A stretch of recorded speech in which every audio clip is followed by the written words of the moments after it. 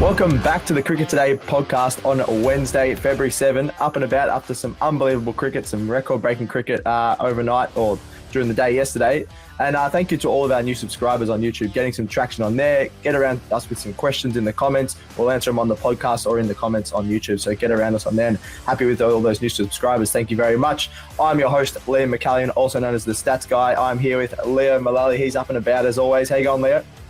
I'm very well, Stats Guy. I am up and about, I think, mainly because watching Australia play yesterday just made me want to do like a marathon afterwards or something. It just got me pumped up. Really? We can organise that, I reckon. That's a good bit of social content for TikTok. We'll have to see how we go with that. And we're also here with Marcus Bazzano. I don't know about him running a marathon, but we'll see how we go. How you going, Marcus? No, definitely not. I'm feeling a little bit like the Windies at the moment. I'm a bit cold this morning, actually. Oh, poor you. It's gonna be 24 or something. We'll be right, I reckon. Today we're going to cover a breakdown of that final ODI between Australia and the West Indies. I don't even know if you can call it a one-dayer because it was about not even a half-dayer. That was crazy. We're going to have a bit of a rant about the Aussie T20 squad. We were talking about it yesterday, so we're going to go a bit more in-depth about that. And just very intrigued by the ins and outs of that T20 squad for the upcoming series against the West Indies. And then we're going to have a short recap of what's going on elsewhere in cricket, India and against England. Obviously, we were loving that series, a lot going on. And it was an interesting result there. So let's have a look at that as well. So let's get right into it, lads. The third ODI between Australia and the West Indies. Well, Leo, these scores, it's pretty easy to go through because it was so quick. What the hell happened there? Yeah, Windies were rocked, weren't they? All out for 86 off 24 overs. Otley should have reviewed. He absolutely smashed his LBW. What was Roston Chase doing? You got to listen to your partner who's running to the danger end, and he just watches the ball. And I think it was Ford got run out. That was a disaster. Yeah, they were just throwing their wickets away left, right, and centre. It's not good. And Afanasi with 32 off 60, but it was Bartlett 4 for 21. First Aussie to have 8 wickets across his first 2 ODIs. I think you put that in, Stats Guy. Yeah, he's just been incredible, hasn't he?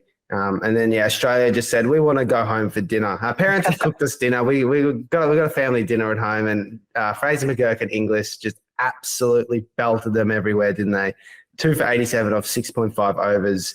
They were outstanding, and I think that's the slog of the night. Is it, Stats Guy? I'm going to say slog of the day because we didn't even get to the night.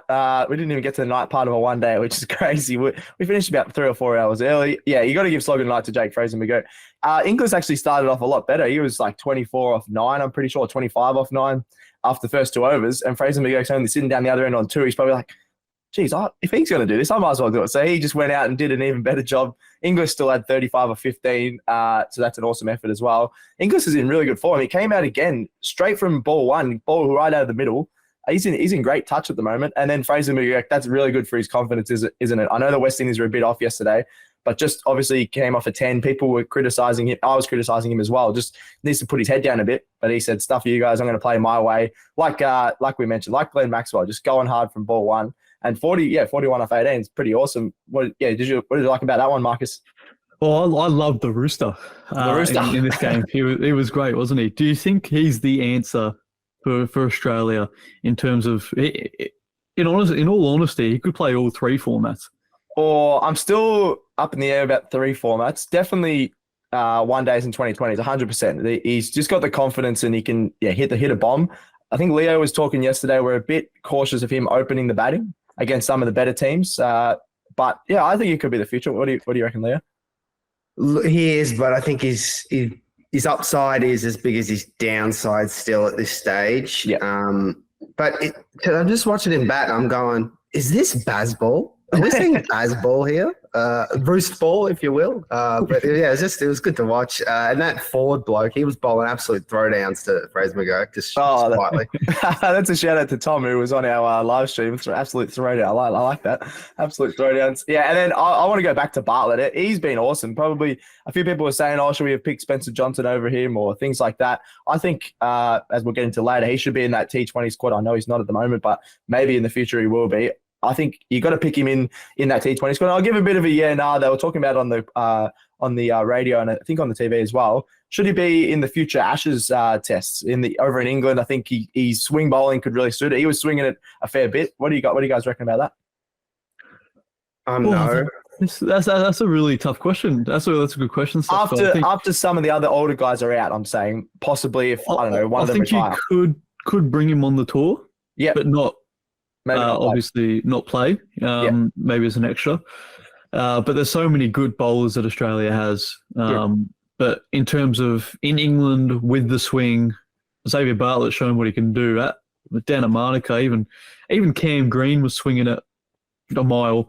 So, he's showed that he's one of the best, Xavier Bartlett, that is one of the best outswingers that Australia has at the moment. I'm ringing that into everyone's ears now. It's coming out naturally. I don't know how the hell I've started that, but I'm just going to keep standing by it. He's a great swing bowler. But you're right. I saw Cam Green's first over. I don't know if you guys saw that. It was absolute shambles. He was bowling his best Steve Harmison impression, I reckon, where he was bowling it off the pitch. And I don't know what he was. I don't think he's used to using the new ball. That was really weird. I don't think he realised that Will Sutherland didn't have the keeping gloves on.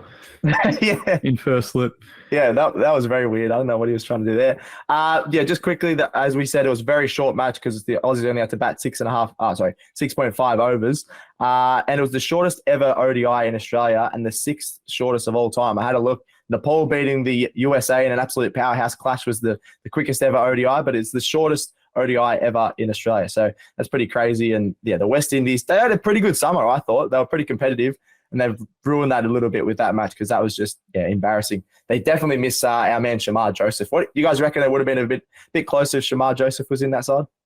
No. Absolutely not.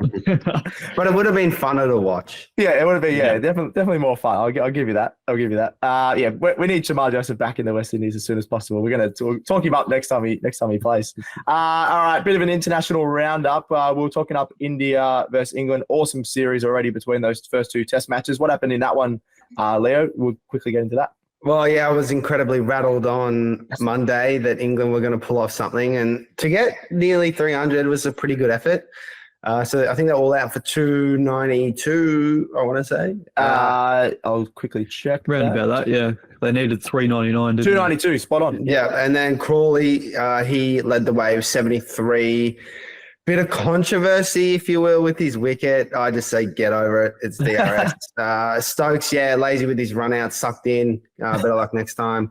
Bumrah, man of the match in India. He's a phenomenal player. And to think what he could have, because he's missed a lot of cricket, he could have been a player to lead India to more success over recent years. I still think he's got, obviously, years to come, but he was incredible. And good to see England lose, and it's 1-1 this series. Yeah, it's a bloody awesome series. Bumrah, man of the match, 9 wickets. He was getting the ball to swing both ways. You love to see that from a fast bowler. His action still baffles me, but he gets it to just ping so low, and it's really hard to face when he's swinging it. He's still, I was going to say he's a bit younger, but he is 30. But in modern cricket these days, you can still play well into your 30s, as the Aussies have shown. So hopefully he can keep that out of the injuries, and he'll be all right to play for a few more years now. What did you like in this one, Marcus? I was happy to see Stokes get run out. I don't know what he was doing there. He literally was jogging, and he's like, "Oh crap!" And then he had to sort of dive towards the end, and he got run out. So that was pretty funny. What did you see about this one? Yeah, well, I just love that Bazball lost. To be totally honest, just shut them up a little bit, halt their momentum. But at the same time, I'm also surprised by England's performances so far in these Test matches in India. I thought they would really struggle on Indian conditions, Indian pitches, with their attacking mindset. But you know what? They're playing well, but they just really lacked another person other than Zach Crawley in that second innings just to go on and make 70 like he did, 70 or 80 odd. Just had a lot of having a look now, 420s, 230s down the order with Folkes and Hartley. But Stokes, that was poor, wasn't it? When you're the captain of the team and you got to lead by example, and then you get out that poorly, it doesn't really set a good example for the rest of the tour. No, it definitely doesn't. I think they actually had a sneaky chance if Stokes had to stayed in. Obviously, he's done it against Australia. He's done it against a lot of teams where he just clutches up and he can hit absolute bombs towards the end of the inning. So I think they would have had a sneaky chance if he stayed in. So that was horrible that he got run out for them. And the other thing I was going to say, it's a bit like Ange Ball, how we talk about in the Premier League on Football Today.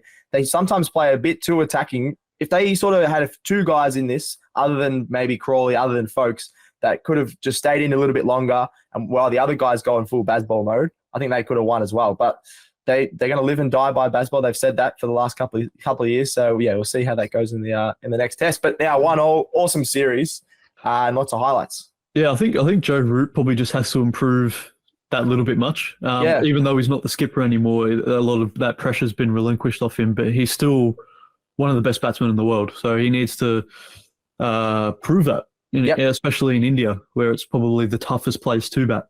Yeah, no, definitely. I think, a lot of their big scores lately have been coming from the younger guys. So he probably does need to step up around Ollie Pope, who's been pretty solid. All right, a bit of a that I've put in here, lads. This got me fired up yesterday. I don't know what the hell George Bailey was thinking as the selector, but have Australia lost their minds? Oh, sorry. Australia have lost their minds when picking the T20 team. Yeah, nah. Yeah, big yeah. I think we're all on this one, right? I think so, yeah. Yeah, big yeah as well. George Bailey, what are you thinking?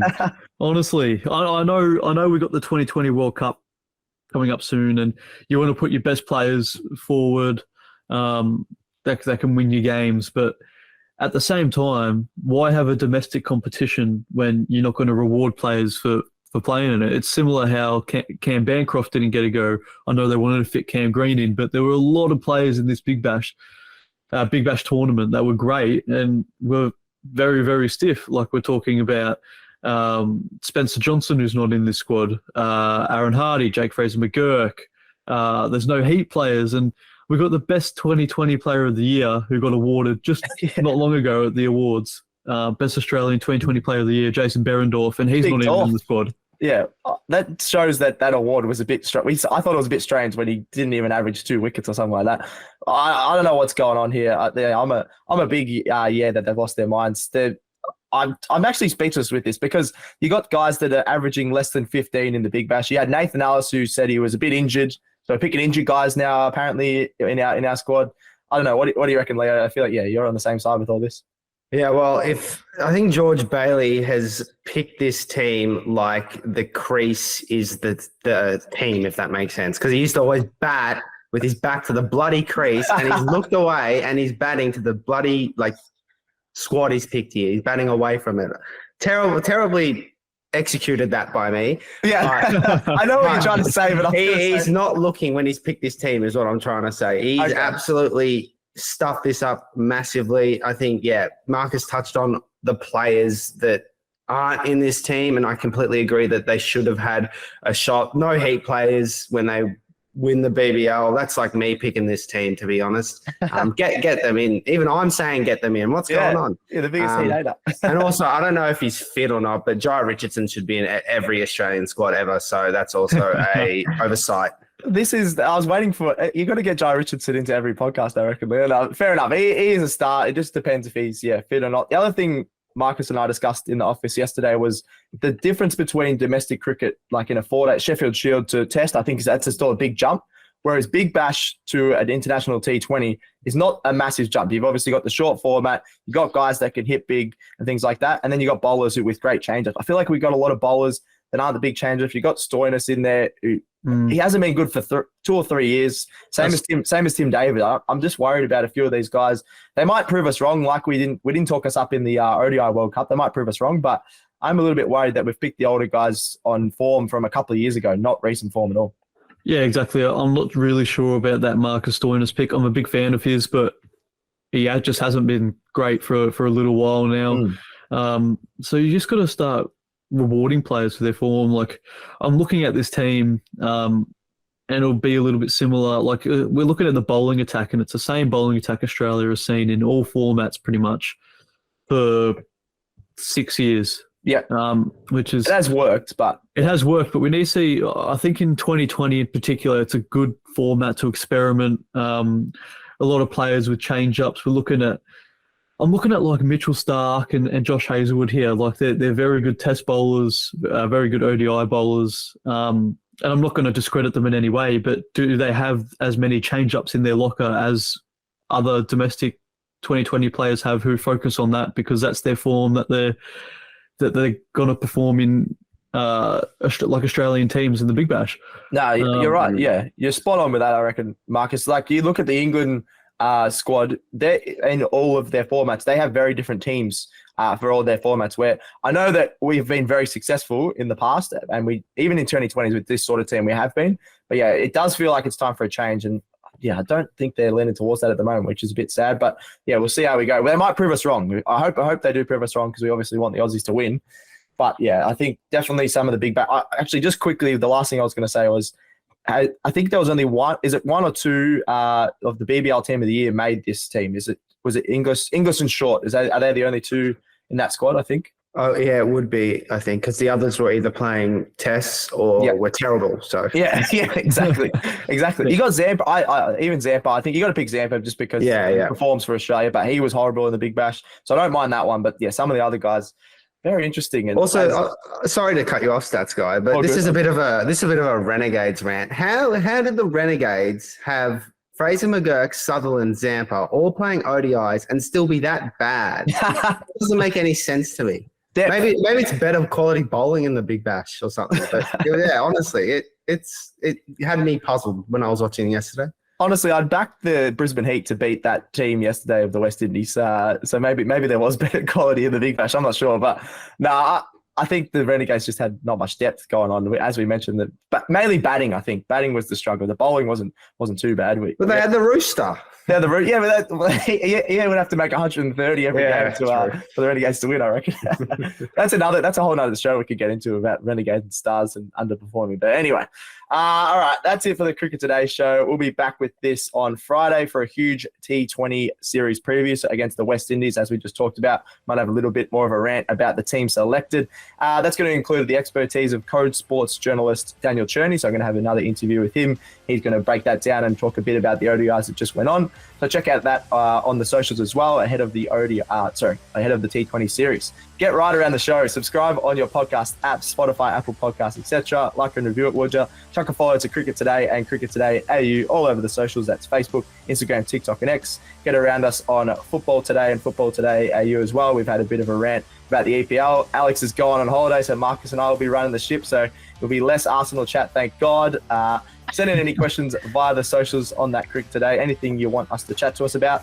That's it, I think. Thank you very much, Marcus. Yeah, cheers, Stats Guy. Thanks, Leo. Thanks, Stats Guy. Good use of words. Thank you. Thanks, Jared, for producing, making us look better than we are. Thanks to me. That's another episode of Cricket Today done. We're out.